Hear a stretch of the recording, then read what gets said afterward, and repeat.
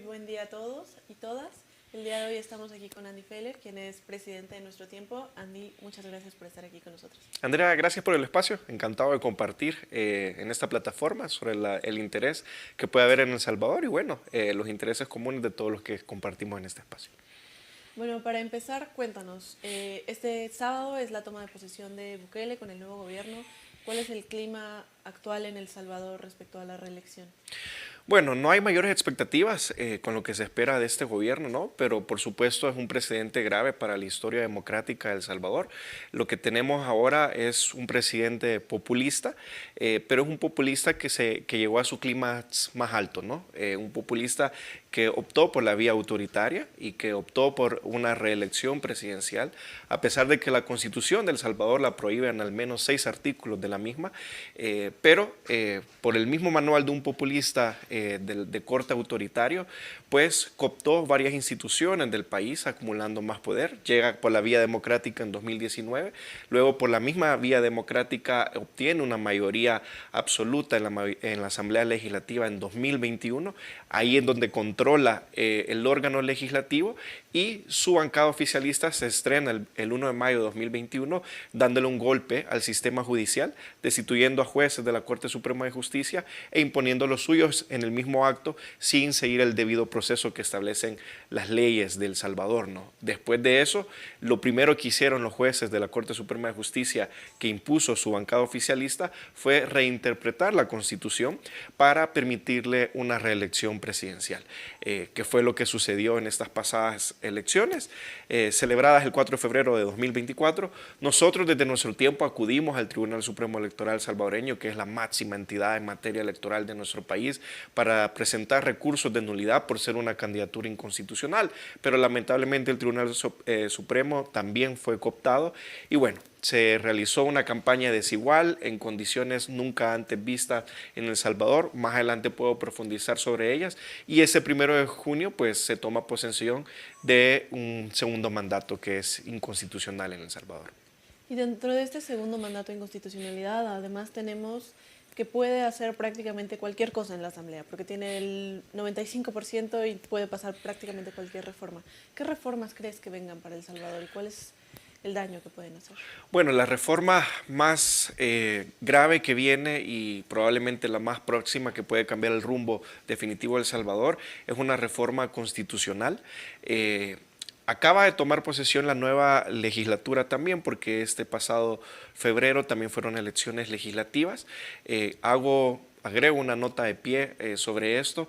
Antes, el Congreso de El Salvador, la Asamblea Legislativa de El Salvador tenía 84 diputados, pero la bancada oficialista hizo un cálculo electoral, cambiaron las reglas del juego, faltando menos de un año para las elecciones que se celebraron este año. Entre los cambios que hicieron, cambiaron la fórmula electoral por la que se asignan escaños en El Salvador y redujeron la cantidad de diputados de 84 a 60. Con estos cambios que hicieron, también redujeron los municipios de El Salvador de 262 a 44. Con estos cambios que hicieron, lograron forzar, por tener una bancada oficialista del presidente Bukele, de 57 diputados de los 60 que ahora tiene El Salvador. Y como ya tenía mayoría en el periodo legislativo 2021-2024, en la última sesión plenaria los diputados aprobaron una reforma al artículo 248 de la Constitución de El Salvador. Esta reforma, este artículo, mejor dicho, establece cuál es el procedimiento para poder realizar reformas constitucionales en El Salvador. Y en El Salvador el procedimiento es que la reforma entre en una legislatura y en la siguiente legislatura se debe ratificar, si se tienen los votos, la reforma que había sido propuesta en la legislatura anterior, ¿no? Ellos reformaron este artículo y lo que hicieron fue que básicamente una sola legislatura, si tiene 3/4 partes del Congreso, pueda reformar y ratificar.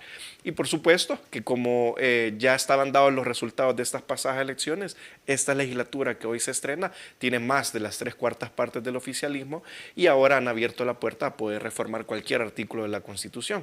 Y cierro diciendo que el artículo 248 que reformaron también regula la alternabilidad en la presidencia de la República de El Salvador y es algo que han alterado. Dicho sea de paso, es un artículo que es ilegal reformarlo. En El Salvador se conoce como una cláusula pétrea, que es un artículo que no se puede tocar porque se está alterando el sistema de gobierno o la Constitución de la República per se, que es lo que hoy va a pasar en El Salvador. Claro, qué grave. Y dentro de este gobierno, que además pues, se plantea que puede llegar a ser ilimitado, ¿cuáles crees que sean precisamente las reformas que vaya a pasar? O sea, además de la constitucional. Por supuesto, bueno, se espera mucho. Una de las cosas de las que se habla actualmente son los periodos legislativos y municipales. Actualmente en El Salvador son de 3 años, probablemente eso se pueda prolongar a 5 años, haciendo un puente para los diputados y alcaldes recién electos y provocando que no hayan elecciones recientes, que las que competen son las de 2027, y esto puede provocar que se atrase la elección democrática de cargos de elección popular hasta el 2029. Pero quizás lo más lamentable o lo más grave que se puede abrir de esto es una reelección indefinida del presidente en el cargo, ¿no? Cuando el presidente actual anunció que se iba a reelegir, lo hizo un 15 de septiembre de 2021, si no me equivoco, 2021 o 2022. El 15 de septiembre se celebra el Día de Independencia de El Salvador. Y cuando dio el anuncio, pues bueno, tenía ahí a su fiscal impuesto, a sus magistrados impuestos, a su bancada oficialista y curiosamente había invitado al cuerpo diplomático oficialmente acreditado en El Salvador que estaban al fondo del salón. Les dio una lección al cuerpo diplomático, y digo lección entre comillas, de soberanía nacional para poder justificar el por qué él iba a optar por una reelección presidencial. Incluso hizo algunas alusiones de Angela Merkel, que nadie le dijo cuántos años estuvo en el poder y nadie la llamó dictadora, o que otros países gozan de monarquía, etcétera. Unas comparaciones un tanto absurdas, pero poco se puede esperar de un presidente que en algún momento asaltó el Palacio Legislativo con fusiles armados y detuvo la disolución del mismo porque él mismo dijo que habló con el propio Dios, ¿no? Entonces, creo yo que este es el manual de cualquier populista autoritario y bueno, ahora lo que viene para El Salvador es una dictadura tal cual, que se consolida el 1 de junio de este 2024. Y hablando ahora de que, claro, en la Asamblea tienen únicamente 3 escaños la oposición. Sí. ¿Qué espacios siguen teniendo los partidos políticos? ¿Qué lugar tienen y qué lucha pueden seguir dando? Bueno, muy pocos espacios, ciertamente, y es parte del plan del oficialismo y que les resultó efectivo poder atomizar a toda la oposición política, especialmente a la que se expresa partidariamente, y el objetivo de ellos básicamente es instalar un partido único en El Salvador, que es otra cosa que prohíbe la Constitución de la República. Los 3 escaños que tiene la oposición actualmente de El Salvador sirven simplemente para una plataforma en la cual se puede tener voz, hacer denuncias, pero esta es una asamblea legislativa que no escucha a cualquiera que piense distinto, en la que no hay diálogo, no hay consenso. De hecho, ni siquiera hay propuestas de la misma bancada oficialista. Es una asamblea de trámite. Los únicos que proponen es Casa Presidencial y la Asamblea Legislativa ratifica los decretos que se mandan desde el Ejecutivo. De ahí no sucede nada más, ¿no?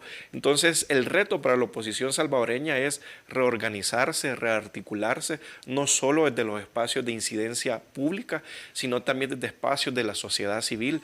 Nosotros desde nuestro tiempo tratamos de empujar por esos espacios en estas pasadas elecciones, con muy poco éxito, lo deberé decir, porque los partidos políticos tradicionales en su mayoría pues están cerrados a ciertas actitudes egoístas, diría yo, y bueno, yo creo que ha llegado el momento en el que cualquiera que desea hacer oposición política en El Salvador debe de tener claridad de que lo que hagas en la política es simplemente para elegir entre democracia o dictadura, ¿no? Pueden haber diferencias ideológicas, pueden haber diferencias programáticas, diferencias de edad incluso entre los políticos que se dedican a esto en El Salvador, pero lo más importante es encontrar puntos de encuentro democrático para revertir la ola autoritaria que hoy azota El Salvador.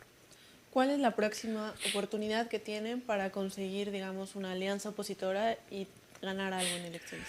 Bueno, en teoría en 2027, que serían las próximas elecciones legislativas y municipales de El Salvador, y digo en teoría porque estamos en vísperas de una posible reforma constitucional y todo puede cambiar en El Salvador, ¿no? Pueden no haber elecciones en 2027 y puede haber elecciones hasta 2029 o puede suceder algo inédito. El oficialismo ha demostrado que es capaz de dar sorpresas cuando se trata de golpear a la democracia. Pero bajo el marco teórico de que todavía siguen existiendo elecciones en 2027, creo yo que uno, la oposición debe de entender que unida es más fuerte frente al aparato de propaganda más sofisticado del continente. Dos, creo yo también que la vía municipal es una vía que puede dar alternativas de cambio frente a la ciudadanía salvadoreña. En estas pasadas elecciones, el 4 de febrero de este año se celebraron las elecciones legislativas y presidenciales y el 3 de marzo las elecciones municipales. Hay tanto que decir que algo que no señalé es que en las elecciones del 4 de febrero, algo que bastantes expertos en materia electoral en El Salvador, algunos a nivel internacional y por supuesto la oposición salvadoreña, denunciaron un fraude estructural. Sería muy complejo dar grandes detalles de esto, pero para poder ilustrar mejor a qué me refiero, las elecciones celebradas el 4 de febrero, los resultados no los conocimos ese día, ni siquiera los conocimos al día siguiente, ni siquiera los conocimos una semana después. Y eso fue porque fracasó el sistema de conteo de votos del Tribunal Supremo Electoral.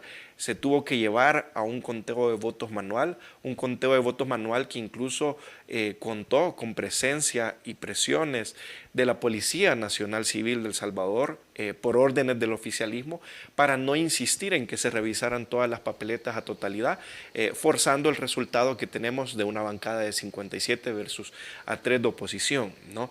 Pero menciono esto porque después de lo que sucedió el 4 de febrero, en las elecciones municipales de 3 de marzo, a pesar de que el presidente goza de una alta popularidad, no solo en El Salvador, sino en Latinoamérica, se dio el 3 de marzo la elección municipal con menos votación, menos participación ciudadana en la historia de El Salvador.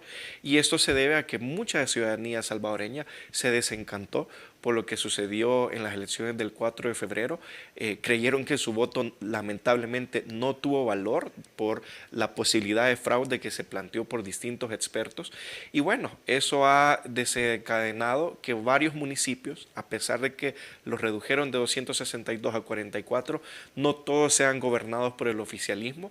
A pesar de eso, no todos son gobernados por la oposición. Algunos que lograron gobernar, que no son el oficialismo, son partidos aliados de esto, pero que quedaron en medio, ¿no? Entre las opciones que tenía la ciudadanía cuando lo extrapolas a los extremos, entre la oposición y el oficialismo. Pero creo yo que esa puede ser una ventana de oportunidad si hay unidad democrática en 2027 y sobre todo en gobiernos municipales, que es donde atendés las necesidades más directas de la ciudadanía, ¿no?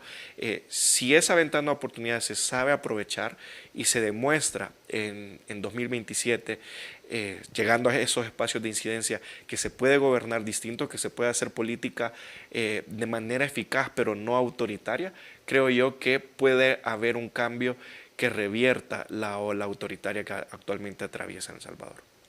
Ahora mencionabas algo que es fundamental, que es que Bukele goza de una popularidad extraordinaria, tanto en El Salvador como en América Latina. Sí.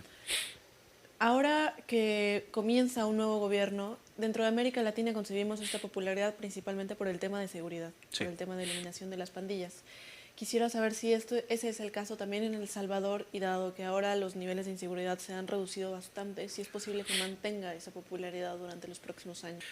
El fenómeno de Bukele y la propaganda de él fuera de la frontera de El Salvador se puede explicar por dos puntos. El primero, se logró posicionar de forma global por su política de Bitcoin, implementándola como moneda de curso legal en El Salvador, pero incumplió la promesa de por qué tomó esa medida, que en principio era para poder ayudar a que los salvadoreños recibieran sus remesas de formas más efectivas. Y recordemos que El Salvador es un país que depende altamente de su Producto Interno Bruto, de las remesas que se envían. Solo en Estados Unidos son más de 3 millones de salvadoreños los que trabajan y viven allá, tomando en cuenta que la población en nuestro país es de 6 millones de salvadoreños, 6-7 millones de salvadoreños. Dicho esto, actualmente en El Salvador solo el 1% de los salvadoreños que envían remesas ocupan la criptomoneda. El resto ocupa los canales tradicionales. En principio por desconfianza a utilizar una criptomoneda que es demasiado volátil, y que depende mucho de la especulación económica, podemos llamarle de esa forma. Y segundo, el presidente ha ocupado una billetera digital del Estado, entre comillas, como que fuera la propia, ¿no? Compra bitcoins de forma antojadiza, sin pedir permiso al Ministerio de Hacienda, sin tener un registro formal de por qué se toma esa decisión, simplemente como que cualquier ciudadano que pueda comprar una criptomoneda, él lo hace, solo que lo hace con los fondos de los salvadoreños. Sin embargo, logró vender un concepto de libertad económica en El Salvador y atrajo turísticamente a bastantes entusiastas de este criptoactivo a El Salvador y de esa forma lo posicionó globalmente, digamos. Y segundo, su agenda de seguridad, que si bien es cierto, tengo que reconocerlo, hoy en El Salvador puedes vivir de forma más seguro que antes, tomando en cuenta que la tasa de homicidios era altísima. El Salvador era quizás el país latinoamericano más violento del mundo y uno de los países más violentos del mundo que no estaba en medio de un conflicto armado, ¿no? Y simplemente esa tasa de homicidios se debía al acecho de las pandillas. Hoy por hoy eso ha cambiado, pero la gran pregunta es ¿a qué costo? El presidente pidió a sus diputados que instalaran un régimen de excepción y hoy por hoy llevamos más de un año en régimen de excepción en El Salvador. Las pasadas elecciones fueron dentro de un régimen de excepción, nunca habían habido elecciones en el marco de un régimen de excepción, donde no hay garantías constitucionales para unos salvadoreños como la legítima defensa, de poder ser asistido por un abogado cuando te detienen. Y eso ha provocado un mal llamado margen de error, así lo llama el gobierno de El Salvador, en donde personas inocentes que nada tienen que ver con la delincuencia son detenidas por puro estigma social y estas personas han pasado meses en prisión donde pierden sus empleos, sus familias no saben el paradero en qué cárcel están. Y bueno, salen si logran salir con deudas, sin empleos y con un trauma social que el gobierno no asiste en ningún momento, ¿no? Pero ese es el costo del clima de seguridad que hoy tiene El Salvador. Hoy por hoy El Salvador tiene la tasa de reos más alta del mundo después de Estados Unidos, para que nos hagamos una idea, y tiene la cárcel más grande de Centroamérica, que fue una de las políticas implementadas por el presidente Bukele y su gestión. Pero tenemos cárceles, tenemos más soldados, pero el presupuesto de la Universidad Nacional de El Salvador sigue siendo pírrico en comparación de gobiernos anteriores. No hay escuelas con buena infraestructura, la currícula escolar no se ha actualizado frente a las demandas que nos exige la sociedad de este mundo, de esta actualidad, pero si la propaganda si la seguridad compagina bien con la propaganda y la popularidad del presidente, pues bueno, eso va a seguir insistiendo. Al final, a lo que me quiero referir con esto último es que sí, el país puede ser un poco más seguro, pero al final del día, cuando tienes cárceles implosionadas de esa forma, en Latinoamérica, pues eso solamente es una señal de una bomba de tiempo, ¿no? Que en algún momento puede estallar. ¿Y cuáles son las medidas que puede tomar un gobierno autoritario frente a eso? Pues lo desconocemos. Y al final del día, estas son medidas para maquillar algunos aspectos de la toma de decisiones, pero nada está trazado en un plan que realmente se piense en el mediano y en el largo plazo. Hablemos un poco de este mediano y largo plazo. O sea, por principio tenemos un gran problema en El Salvador, que es una dictadura, pero además de eso existen otros múltiples problemas, como Claro. tú mencionas, la educación, la migración, los factores económicos.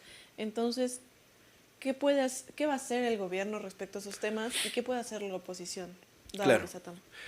Mira, para la oposición es difícil tomar acciones sobre eso porque una de las acciones principales de este gobierno es decretar toda la información bajo reserva.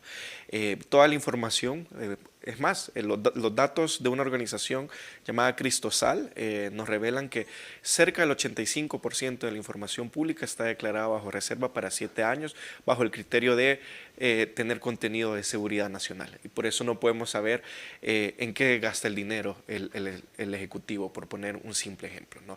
Pero hoy por hoy en El Salvador la crisis más latente y quizás la que más golpea incluso la imagen del gobierno es la crisis económica. El nivel de endeudamiento crecimiento en El Salvador en comparación del PIB es cerca del 92%, superando el 92%, es decir, de cada 100 dólares que se producen en El Salvador, ya 92 se deben, ¿no? El FMI no ha dado el último préstamo que está gestionando el gobierno salvadoreño porque ha puesto dos condiciones que no ha cumplido. Primero, el retiro del Bitcoin como moneda de curso legal y segundo, mayor transparencia en el manejo de las finanzas públicas.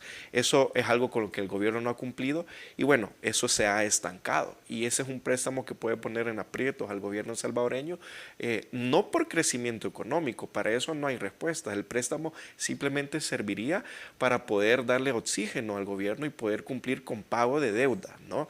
Tienen una tarjeta de crédito que tienen topada y el préstamo simplemente les ayudaría a pagar la cuota mínima. Pero una política para crecimiento económico en El Salvador pensada en el mediano y largo plazo no existe. ¿Qué está haciendo el gobierno? Bueno, creo que ha depositado sus esperanzas en que en Estados Unidos pueda ganar el expresidente Trump, llegar de nuevo al poder y quizás él pudiese incidir en que el FMI sea más flexible al momento de otorgar un préstamo y por otro lado pues coquetea bastante con China, que ya le dio al gobierno de El Salvador la nueva Biblioteca Nacional y hoy el nuevo Estadio Nacional que actualmente se está construyendo, ¿no? Pero frente al escenario económico hay bastante incertidumbre y me atrevería a decir que si en algún momento se expanden las grietas de este gobierno autoritario, sería porque los salvadoreños ya han sufrido o ya habrán sentido el golpe económico en sus propios bolsillos. Vale. Nuestro tiempo ahora mismo como un partido liberal, ante estos problemas que me mencionas, ¿cuáles son las soluciones que proponen a futuro? ¿Qué le pueden decir a los ciudadanos que van a ser la alternativa de la dictadura? Bueno, actualmente nos encontramos en un proceso bastante complejo. Nuestro tiempo tiene 5 años de existir y en ello hemos sido bastante enfáticos en nuestra lucha contra la corrupción, en fortalecer las instituciones públicas y en demostrar que pueden llegar a la función pública personas preparadas y capaces para la toma de decisiones. En la lucha contra la corrupción, por ejemplo, somos el partido que demostró que la actual jefa de gabinete de este gobierno es corrupta. En el último ápice de institucionalidad salvadoreña, denunciamos a la jefa de gabinete ante el Tribunal de Ética Gubernamental, demostrando que por conflictos de intereses y demás se había aprovechado de fondos públicos y había beneficiado a familiares de ella, demostrando que es corrupta, ¿no? Lamentablemente, a pesar de que el presidente dice que tiene una lucha contra la corrupción, la jefa de gabinete sigue en el cargo. Alzamos bastante la voz y fuimos bastante incómodos, me atrevería a decir, quizá el partido más incómodo para el oficialismo en estas pasadas elecciones, lo cual nos ganó un pase, y esto es de manual de cualquier presidente autoritario o de cualquier dictador, nos ganó un pase para que nuestro partido enfrente un proceso de cancelación ante el Tribunal Supremo Electoral. Entonces, estamos dentro de ese proceso. Yo me atrevo a decir, es un proceso que abrió de oficio el tribunal y ante eso yo me atrevo a decir que la cancelación de nuestro partido va a ser inminente. Lo digo porque nosotros acudimos con bastantes recursos, con bastantes denuncias urgentes frente al tribunal. Algunas ni siquiera fueron atendidas. En El Salvador básicamente no existe un recurso efectivo en materia electoral, pero la cancelación del partido solicitada o puesta de forma ad hoc para nosotros, pues la abren de oficio, ¿no? Entonces recién presentamos los alegatos sobre ese proceso y solo estamos esperando la resolución. Como digo, creo que la cancelación es inminente, pero por lo que venía conversando contigo en esta plática, creo yo que la política para los próximos años de El Salvador no solo se va a hacer desde los partidos políticos, que hoy poco espacio de incidencia tienen desde la toma de decisiones públicas, ¿no? En la Asamblea Legislativa, por poner un ejemplo, o consejos municipales. Creo yo que la sociedad civil tiene que rearticularse y es ahí donde nuestro tiempo ha puesto la vista en podernos aglutinar y reorganizar en un movimiento político que le pueda dar contrapesos al oficialismo. Y creo yo que para nosotros es importante, nuestro tiempo es un partido bastante joven, la media edad anda en los 35 años, yo tengo 31 años y la generación que hoy milita en nuestro tiempo es la generación posguerra de El Salvador. Recordemos que El Salvador vivió un conflicto armado que provocó más de 80,000 muertes, eso llegó a su fin con la firma de los acuerdos de paz en el año 92. Nosotros somos la generación que nació poco antes de esa firma de los acuerdos de paz o después de esa firma de los acuerdos de paz y hoy creo que tenemos la tarea de defender ese legado, esa democracia que heredamos, imperfecta sí, pero heredamos un país en el que pudimos crecer ya no en medio de las balas, y creo yo que lo menos que puede hacer una generación comprometida con la participación ciudadana y la participación política es defender esa democracia frente a un líder autoritario que hoy está dispuesto a hacer lo que sea para aferrarse en el poder. Entonces, en síntesis, creo yo que nos espera un largo camino por la vía de movimientos políticos. Creo yo que esa vía no es excluyente de la participación electoral. Seguimos creyendo que es la única vía para poderle poner contrapesos al oficialismo, y creo yo que todavía falta unidad y puntos de encuentro entre los opositores salvadoreños para poder terminar de conectar con la gran ciudadanía. Al inicio comentabas también un punto súper importante que son las instituciones. Creo que ahora y especialmente en el marco del Congreso, alto el autoritarismo, algo que está completamente contrapuesto a los autoritarios, son las instituciones. Sí. Y entonces es lo primero que buscan derrumbar. Pero de pronto se vuelve un poco complicado explicar por qué son importantes las Claro. instituciones. Entonces, para los salvadoreños en particular en este contexto, ¿por qué son importantes? Bueno, es una gran pregunta. Nosotros antes de entrar a esta fase autoritaria, quizás nuestra principal bandera era fortalecer las instituciones, ¿no?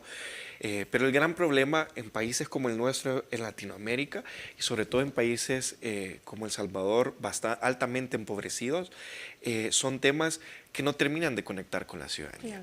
Claro. ¿Cómo este tema, cómo le explicas a un salvadoreño, por poner un ejemplo, que es importante tener un tribunal de ética gubernamental sólido e independiente cuando quizás no tenga para comer al día siguiente? Y es ahí donde entran líderes populistas como Bukele, que se aprovechan de ese descontento, van a lo más fácil, a lo que le permite el populismo, cooptan las instituciones y el resultado es este, ¿no? Hoy no hay ni una sola institución independiente en El Salvador. De hecho, las denuncias que nosotros hemos interpuesto en El Salvador no lo hacemos porque estamos esperando una respuesta positiva a nuestro favor, sino que lo hacemos para sentar un precedente, documentar, y si es necesario acudir a la CIDH para interponer un recurso con ese respaldo que tenemos, pues es lo que haremos, ¿no? Pero hoy en día creo yo que este espacio, este congreso de alto al autoritarismo, debería de invitarnos a reflexionar cuáles son las medidas realmente tangibles y realizables para fortalecer las instituciones en nuestro país frente a populistas que tienen una vía más rápida y efectiva de ir contra las instituciones, ¿no?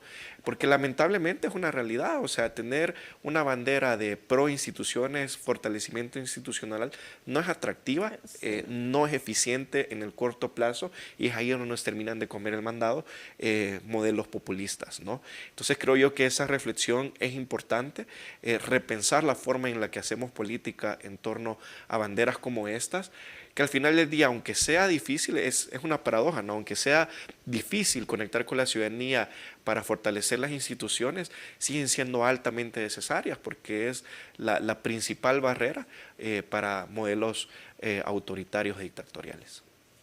Ahora mismo, ante una plataforma regional, ¿qué dirías que pueden aprender el resto de los latinoamericanos de El Salvador? ¿Qué experiencia compartirías para los que también luchamos por la libertad, por la democracia? Claro, yo en el pasado Congreso de la RELIAL en Chile planteaba algo muy sencillo y explicaba que el modelo de Bukele, o como a veces le llamamos en El Salvador el Bukelato, es completamente empaquetable y exportable. Es más, creo yo que cualquier latinoamericano habrá visto algún político en su país que su propuesta ha sido implementar el modelo Bukele. Porque ese es el tipo populista, ¿no?, que ha conectado en Latinoamérica, lamentablemente. Latinoamérica que goza de caudillos y de distintos populistas. Pero yo ocuparía la plataforma para también reflexionar sobre el debate ideológico que a veces puede haber en torno al liberalismo. Porque creo yo que a veces cuando nos cerramos o nos enconchamos demasiado en lo ideológico, nos terminan de ganar el mandado políticos populistas como el que hoy hay en El Salvador, ¿no? Un político que empezó su carrera política diciendo que era de izquierda radical y que hoy da un discurso altamente conservador en la CEPAC. Es decir, un populista que se mueve en la corriente ideológica a conveniencia, ¿no?